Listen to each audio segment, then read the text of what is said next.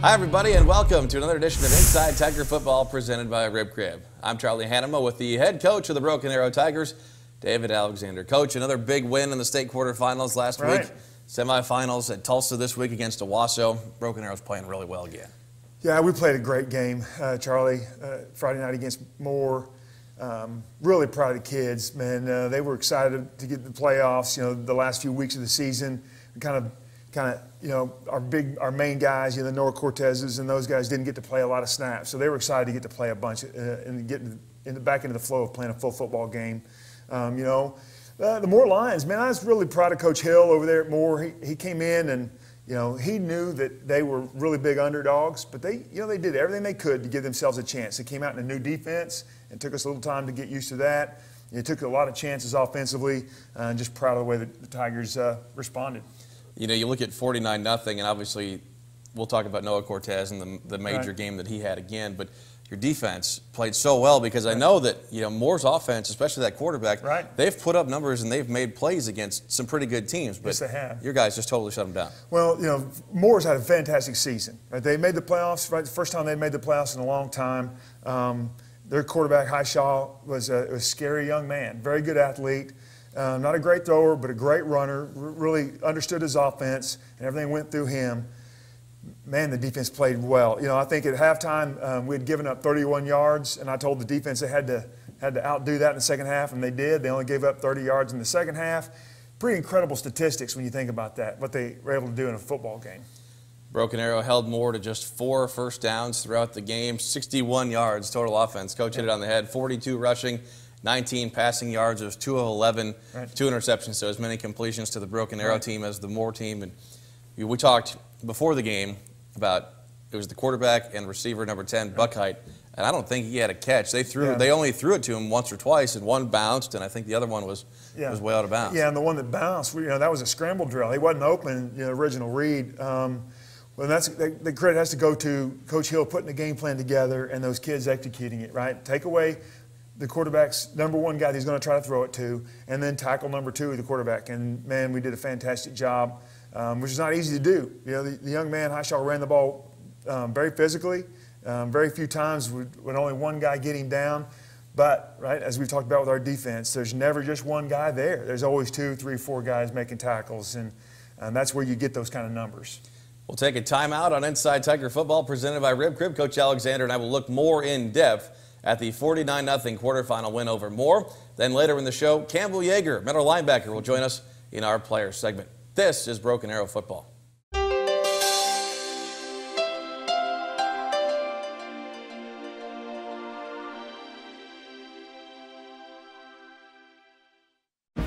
The Tigers of 1929 tied for the Oil Valley Conference lead with rival Bixby Spartans.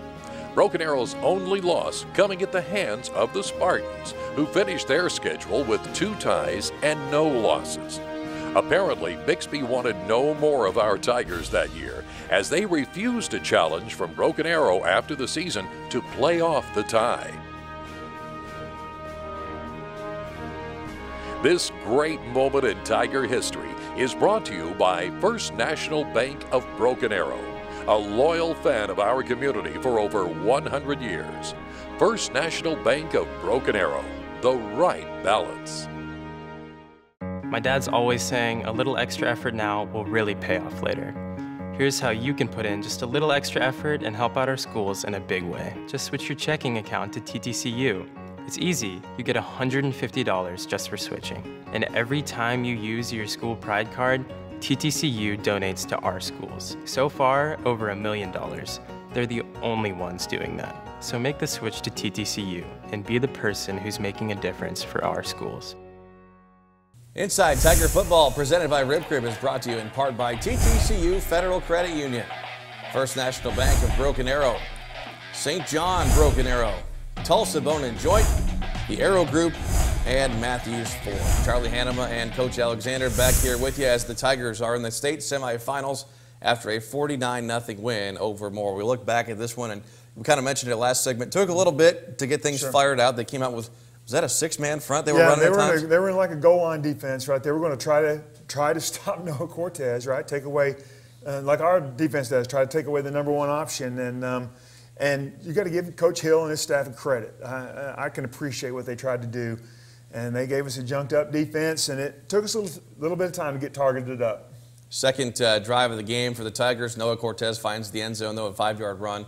It was a 10-play, 57-yard drive. And then after that, really things kind of started to snowball. Right. You know, Cortez has that 1-yard touchdown run, and then two 29-yard touchdown runs, 28-zip at halftime, and then third quarter, just keep feeding the beast. Right. We talked about that you know, he had been rested coming through those district games at the end, and just lean on your stud. Yeah, we talked, Charlie, in the pregame on the radio, right, that Noah, his speech before we got to the playoffs was be prepared for 30 carries these last 3 games if we can get there. So he had ramped up his conditioning. He worked really hard, even though he hadn't played very much those last 3 regular season games. So really, really proud of him. And he wanted the ball as many times as we could find a way to get it to him. And after we got him targeted up, right, then you see Noah really start rumbling off some big gains, and what an incredible night, another 6-touchdown night. Absolutely. Cortez finishes the night, 24 carries, 256 yards, 6 touchdowns. He would have had 7, which would have given him a school record, but it got called back for a face mask on a stiff arm, which you don't see very often. You don't see that very often. No, but it is what it is. It is what but still, he ties the school record. I mean, he keeps setting him. I think he's over 4,200 yards in his career, or darn close to it if he's not there, and broke Jamal Shaw's touchdown record now. So just what a season and what a career. Yeah, what a season and career. He's getting close to a couple more big records from Jamal's, and we hope we have enough time in the season to get those for him. If he just has a normal Noah Cortez game Saturday night, he's going to get a couple more records. The other touchdown, I think it came the next play after the face mask that wiped off the other touchdown. Tate Robards finding Kaiser for a 9-yard touchdown, and the move that Kaiser put on that kid. Yes. Oh, I mean, it was great. That's a play that we work on every day. It's a little timing route, some people call it a jerk route. Come in and then back out. Good timing. He and Matt Kaiser and Tate Robards are real good friends. They've got really good relationship and understanding of where Tate knows where Matt's going to be. Great throw, and then obviously a great finish to the run. 446 yards of offense for the Tigers. I mean, you look at the stats, and it just keeps going and going and going, and you just, I mean, what do you do? Well, hopefully that you just keep rolling with it. You look at the stats and you shake your head sometimes, but you have to give all the credit to those kids. These kids have decided how good they want to be, and they are playing so extremely hard and they're playing so fast that's where these numbers come from. There's not one kid on the football field that's taking a play off. Every time all 11 guys that are on the field at every single time are competing to be the next guy to make a play, and it's fun, really fun to be a part of. How important is that goose egg to the Tiger defense? It's just like everything else. At the very moment of it happening, it's not that important, right? Getting the win's the most important thing. It's the next day and talking about it. The defense is proud of it, right? All those kids in the defensive room are very, very proud of it. The defensive coaches are really happy for the kids. They want it. They want to be talked about as their unit, how special their unit is. And so putting up shutouts, especially in playoff games, is very rare, in 6A football. And so it took a great effort because we put the second group in there in the fourth quarter, and so they had to carry on what the first group had done. 3 straight shutouts to end the season so far. Then there was UConn the game before that with just 3 points, and that was a pretty early field goal. So this string without giving up a point is getting pretty ridiculous. It is very ridiculous, and it won't carry on. We're going to play a team that's coming up this next Saturday that's too good, but that doesn't take away from the accomplishment. If you can stop somebody in 6A from scoring, then, man, you've got a great game plan, and you've got kids that are playing fantastic. Another thing that I thought was interesting, you got Jake Raines in there at quarterback, and, it's one thing to see the third-string quarterback in a quarterfinal game. That's impressive by itself, but then you check the season stats and realize 6 out of 11 games, you've gotten the third-string quarterback in. Yeah. Well, that's how programs are built. That's how programs are built for the long haul, right? You can get your backup group in there on a Friday night in a game situation where there's still a little bit of pressure, right? The defense trying to keep the team from scoring Tate Robards has got out. I mean, Jake Raines is in there and he's trying to get, the sophomore tailback or the freshman tailback a touchdown, throw the ball to a guy that hadn't played very much, a sophomore receiver. So those guys become comfortable. So next year when you go play, at Union or at Jinx, the moment's not too big for them. And then you hit on how valuable that experience could be, because you think back to our conversations with Tate coming in from Collinsville as a senior. That first time he came out of the tunnel against Union, he admitted it was kind of whoa. He's obviously adjusted well, but if you can have that experience on the front side before you're the guy, I mean, that can only help. It's exactly what I'm talking about. I mean, that's how programs are built. Those kids, you understand what it's like when you come out of the tunnel and there's 10,000 people right at Memorial Stadium, Tiger Field. It's just you roll with it, and all you're worried about is your teammates and executing your job. Defensively, I mean, it's the usual suspects. Marcus Selly, 8.5 tackles. He was the leader against Moore, 2 tackles for loss. You go down the list, Yeager, Stokes, and he's pretty balanced. And weren't a whole lot of plays for Moore. I mean, they didn't have a lot of long, sustained drives. It was kind of just, here we go. I think they were 3 of 10 or 3 of 12 on third down. And when you do that, you're not going to be on the field very much. No, third downs have been, that's the statistic that every coach, really, really leans on, both offensively and defensively. If the defense is getting off the field and the offense is converting third downs and chewing up clock, the defense can sit over there and get fresh and make adjustments, see what the offenses are really trying to do to them. Because everybody we've played has tried something new that we haven't seen on film. And that's how you stay fresh, and that's called team football. I love it. That's Coach Alexander. I'm Charlie Hannema. We'll take a timeout here on Inside Tiger Football presented by Rib Crib. Campbell Yeager joins us in our player segment after this. In the folded flag, we see the heavy price of freedom. Nearly 9 out of 10 dependents of America's fallen and disabled soldiers do not qualify for federal scholarship assistance. The Folds of Honor closes that gap, already providing over 10,000 scholarships. Join us in this noble mission.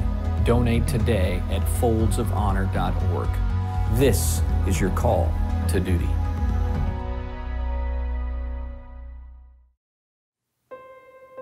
My kids had just recovered from being sick, and I found myself sick. And it was time for me to get the care that I needed, and I didn't want to get the kids out of the house, so I used St. John On Demand. St. John Clinic On Demand is our innovative 24/7 virtual care clinic. It's accessible from your phone, from a tablet, or from your computer anytime. I registered for the appointment on my phone and visited with a provider and had a prescription called in for me all within an hour. So the type of patient that would use this service is someone that has a minor illness. Angela's case is a perfect use of our services. We came to her in her time of need versus her having to come for us. St. John On Demand is such a great alternative to loading the kids up, getting them to the doctor's office, waiting in the waiting room. So now I'm healthy, my kids are healthy, and I will definitely use St. John On Demand again. Welcome back to Inside Tiger Football presented by Rib Crib. Time now for our players segment, and we're joined by middle linebacker Campbell Yeager. Thanks for being here. Another great game Friday night. Boy, your defense sure is playing well. Oh, yes, sir. We try.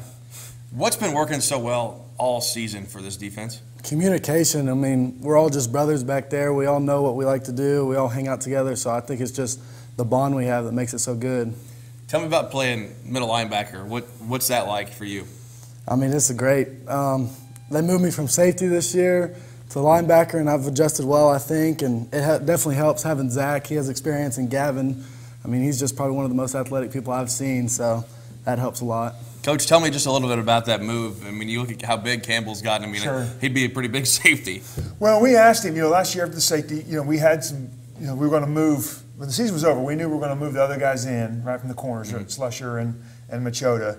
And, we knew we wanted to get Campbell's attitude and his mentality, his football mentality on the field, right? And the obvious place was middle linebacker for him. So we asked him to, sacrifice a little bit, put on some weight, get in the weight room, man, and he did everything we've asked him to do, and he's performed unbelievably. You see him, you got the tackle stats up there. He's played great. He's the leader of that group, right? Mark Sully is a great football player. He doesn't like to talk much. Gavin is running around with his hair on fire, right? Literally, right? So Campbell's the guy out there telling him where to line up and getting the big guys up front lined up, and you see what the front seven of our defense has done. It's impressive. You look at this linebacker core with Potter and Zach Marcaselli and you, 65.5, 65, 62.5 tackles. All three guys are right there even, and you don't always see that, Coach. No, you don't. But you know, it's you're getting that. You're getting those even statistics because they're all taking care of their responsibilities. Right? If the run is coming inside of Gavin Potter, inside of Zach Marcaselli, right? They're setting the edge with the proper shoulder, bending it back into Campbell, right? Instead of being selfish and trying to make every tackle. Those guys are playing great. Same thing for Campbell, right? He's fitting it up, making the guy bounce outside, right? With our two big guys inside on the defensive line and Campbell in there, we're trying to get everything to spill out and let those two outside linebackers run it down. Campbell, tell me about your responsibilities to kind of get that defense organized, because I know the middle linebacker plays a big role in that. I mean, just get the calls, everything in, and make sure everyone's lined up where they can be the best possible player, and just instead of think, do. That's what our main goal is. We've talked with a lot of the guys from the defense throughout this year, and it seems like one of the things that makes this group special is that, you know, the guys up front, the guys in the back, and then you guys in the middle, you guys really trust each other well. Oh, yes. We all know that we know what's going on with the defense, and we all know our own job, so it's easy to do what you have to do when you know they're going to do it. What are you thinking about as you get ready for state semifinals with Owasso this week, knowing you guys are number 1, 11-0? I mean, you know this has been a special year so far. Just thinking about preparation. I mean, get in the film room, watch film. I mean, I know we have coaches that are going to give us the game plan we need to succeed, so that's it.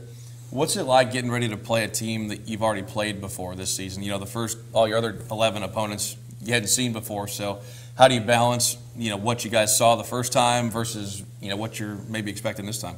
I mean, it definitely helps a little bit in practice, but we realize we have to prepare just a little bit more because they come in with that revenge factor. You know, they want to take another shot at us, but we know we have to prepare and we'll be successful.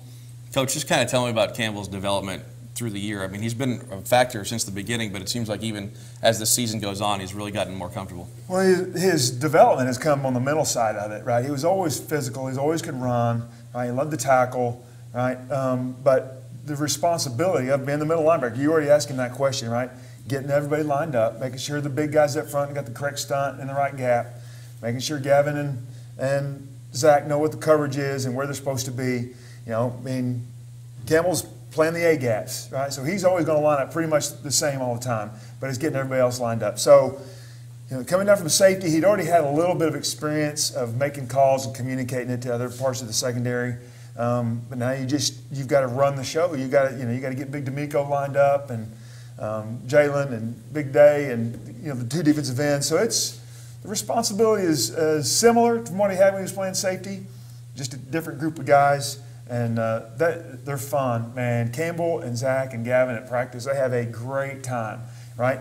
Coach Alexander doesn't want to take that smile away from him at practice. There's times I'm like, please focus up just a little bit more so I can sleep tonight. But you want them to have fun at practice because practice is not always fun.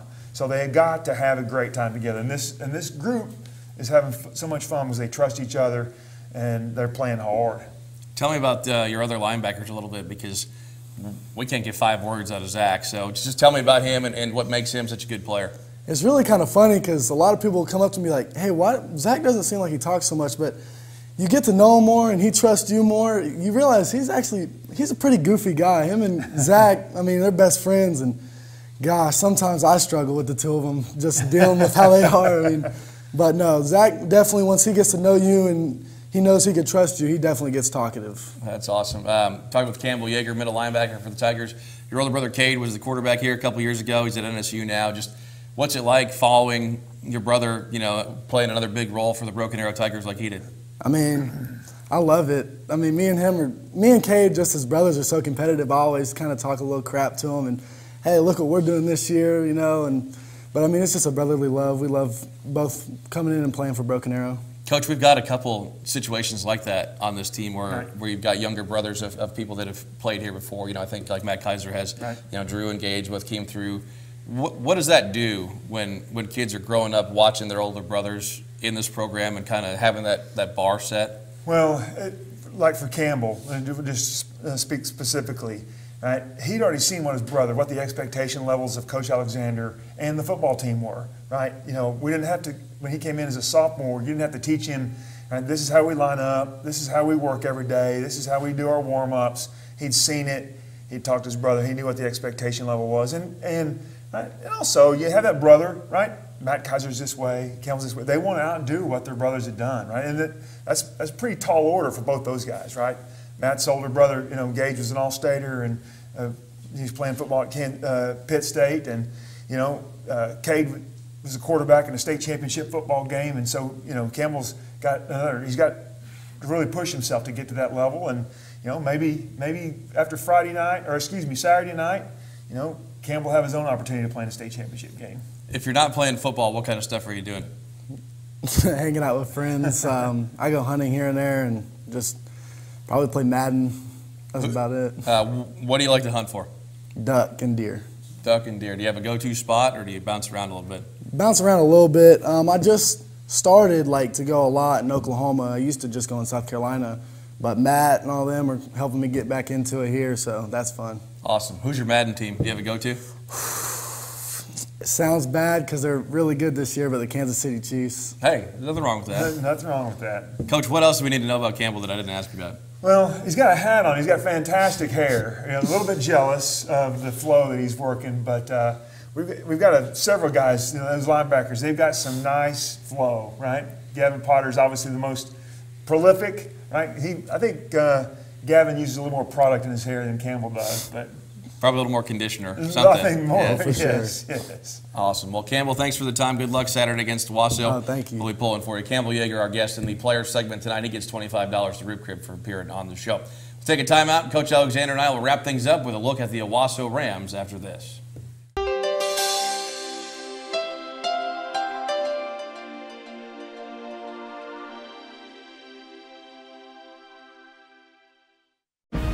The 1982 Pride of Broken Arrow Marching Band had a spectacular and rewarding year.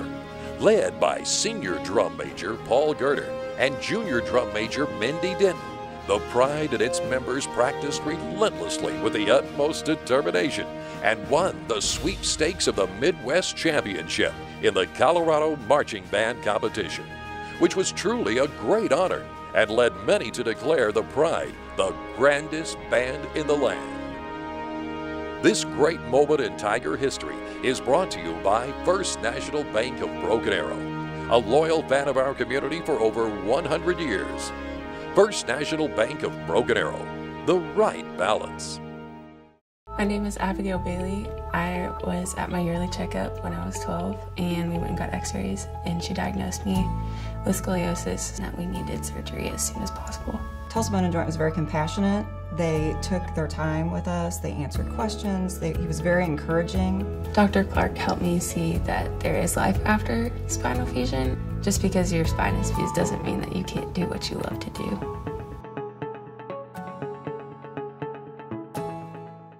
Final segment of Inside Tiger Football presented by Rib Crew as we get you ready for the state semifinals. It'll be Saturday night, University of Tulsa, Broken Arrow, and Owasso. 7 o'clock kickoff for the Tigers. We'll have it for you on 97.1 FM, the Sports Animal, or you can watch on Facebook through the NFHS network. Coach, Owasso, you guys handled pretty well up at their place earlier in the season, 47-20 win for Broken Arrow. How do you prepare for a team that you've seen before, knowing that they're going to change things up a little bit, but you do have that base? Yeah, well, it's great you know the kids, right? We know the kids. We've played the kids, and just like them, they know our strengths and weaknesses kid-wise. Now, they do have their tailback back. Jacobs is back. He didn't play against us the first time. He's obviously a very, very good football player. Charlie, you know me pretty well. As coaches, I'm a paranoid guy. So what do we have to worry about? Right, we've got to worry about Will Keeney, right? All-state quarterback, knows how to win, won a state championship last year.